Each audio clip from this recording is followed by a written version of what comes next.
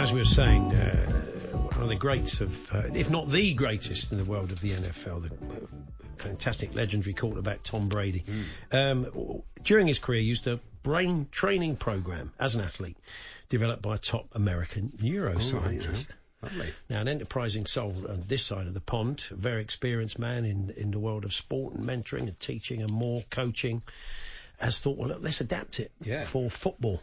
And he's here to tell us more. Graham Morgan joins us. Good afternoon, Graham. Hey, Graham. Good afternoon, fellas. You sound like you're having too much fun to me. Yeah, we are. I'm afraid, it always goes off the rails. Even though I'm actually going to watch Tottenham tonight. That doesn't normally coincide with fun. In denial. But we'll see. So, Graham, so tell us more. It's called Footballing Brains, as we said. And if Tom Brady thinks it's a good idea, and it worked for him, I guess it's a good idea. Yeah, well, first of all, it's all about performance. It's a perennial challenge of any coach or player, or maybe match official, to perform better. And we all search for marginal gains and a competitive edge. But historically, we've always been about the physical, the technical and the tactical. The old muddy pitches that we played on in our youth with a big heavy ball and boots, physical stuff was vital, but the pitches are better now, the equipment's better, the game's quicker. So the real game changer, if you like, is decision making. Can you make accurate decisions under the intense pressure and pace of a modern game? And can you do it consistently? But you watch a team like City last night, Graham, and you think they've got that cracked, that decision making in pressure situations.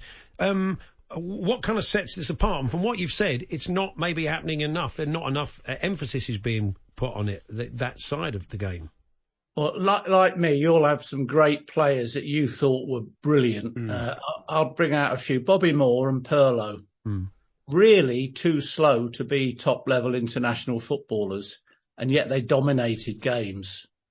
You look at the little guys, Modric and Scholes and Gordon Strachan, in the middle of the park where they shouldn't have any chance of surviving, but they run the games. And the reason they did that is that they had what I'm calling a good footballing brain, and their brain had adapted to cope with the slight physical disadvantages they had. So Bobby Moore could read the game really well. Pirlo could see very well.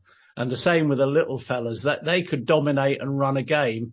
And the reason they did that was that their brains had moulded and changed to help them succeed. In their cases, it was random.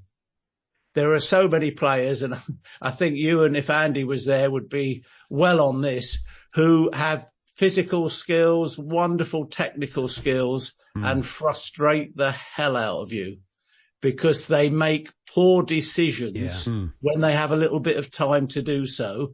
Whereas when they're playing instinctively, flat out, they tend to stay slightly better.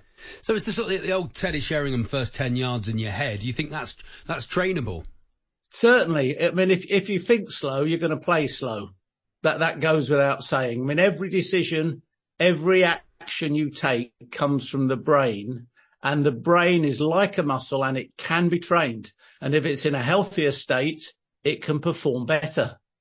And for Brady to have turned around and said in the States that this worked for him, aspects of this, he worked with the program and it improved his performance, would suggest that. I mean, what about lower, sort of down the food chain? We're not just talking about elite athletes. Has it got a use beyond that, Graham?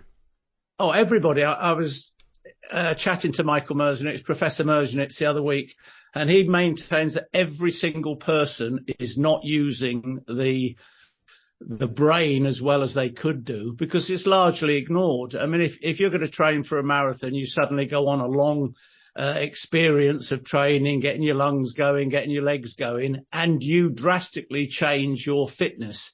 You can do it with the brain. In terms of Tom Brady, you're probably seeing one of the most adept people on the planet at making a snap decision under pressure. And then improving. And the reason he's doing that is that the program improves your attention, your concentration, your scanning, your peripheral vision, processing speed. You can make a decision quicker. You've got a bit more time to execute the skill. You get more success. you build up your confidence, and that leads to consistency of performance, which is what every single coach and player must be aiming at. Now, your plan next is to of course, it's worked in the NFL with a great player like Brady. You'd like to try a pilot program with a professional club in this country, in the world of football, to sort of show how it works and how it's transferable. Very much so. I mean, everything points to this being almost an easy tapping for football. The trouble is there's quite a lot of non-scientific snake oil salesmen out there peddling all sorts of stuff. Professor Merzenich's stuff is totally scientifically endorsed, but what we need is a go at this in soccer in this country.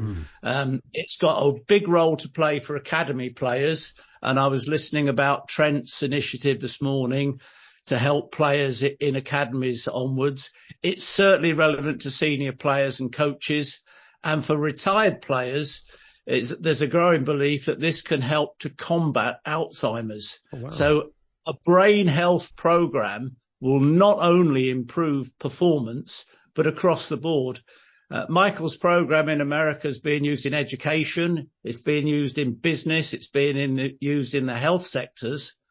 It's not really fully involved in the sports sector or football. Well, if there's anybody out there listening in the world of pro football, they should get in touch with you. It's footballingbrains.com, and all the information about the programme is there. And Graham, good to talk to you. All the best. Thanks very much. Yeah, good luck for tonight. Thanks a lot. Cheers, Graham. That's Graham Morgan there. The man Very interesting, Paul. Mr. Adidas, Graham. I first knew Graham years ago when he developed and sort of brought to market the Predator. Okay. He worked with Craig Johnston on that, developed the old Predator boots in the 90s. And he's done some interesting. I think there's a book there from Graham one day. He's worked with a lot of different people. But anyway, go and check it out. Footballingbrains.com to find out more about something that if it helped Brady, it could help anybody. Anyway, over the weekend, Talksport